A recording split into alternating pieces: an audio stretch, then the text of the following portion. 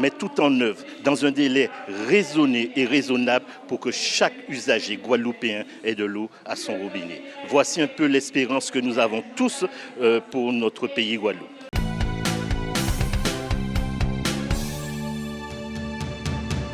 On peut vous poser la question suivante.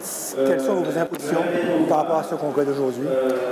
Écoutez, aujourd'hui, c'est un moment important puisque ce congrès était voulu par beaucoup de personnes, en particulier par la population, par les usagers de l'eau, qui sont les premiers impactés, ainsi que par le monde économique, et je dirais par tout Guadeloupéen. La première des impressions, c'est quand même que nous avons des débats qui semblent aller vers un consensus, effectivement. C'est de prendre à bras le corps cette problématique de l'eau qui nous impacte tous et de trouver.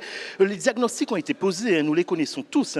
Et il s'agit aujourd'hui de dire où nous voulons aller, comment nous voulons aller ensemble. Et ça, pour moi, c'est quelque chose qui est déjà mis en avant. Même si tout n'est pas parfait sur la stratégie, sur aussi l'exploitation, mais au moins montrer cette volonté, à mon sens, des élus du Congrès de vouloir cheminer ensemble. Qu'est-ce que vous voulez dire aujourd'hui aux Guadeloupéens et aux Guadeloupéens qui attendent de l'eau à leur robinet?